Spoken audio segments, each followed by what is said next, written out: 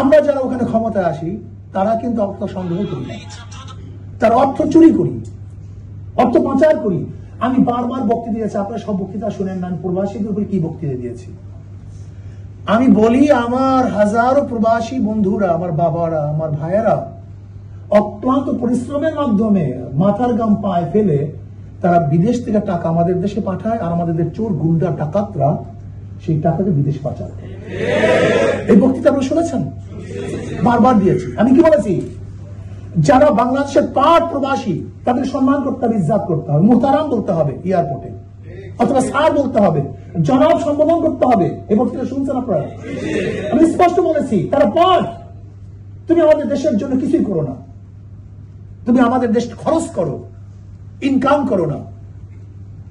তুমি ওই বাবার সন্তানের মতো, যে বাবাই শুধু ইনকাম করে কিন্তু সন্তান খরচ করে। কি কথা ঠিক না? এরা হলো সেই বাবার তুল্য, যারা ইনকাম করে, আর আমরা যারা আছি খালি খরচ করি। কি কথা? বাংলাদেশে যারা আমরা আছি, চাকরি করি, নৌকারি করি, যারাই যেখানে আছি, মন্ত্রী মিনিস্টারের পয়সা কোথা থেকে জোগায়? এই আপনারা জোগান।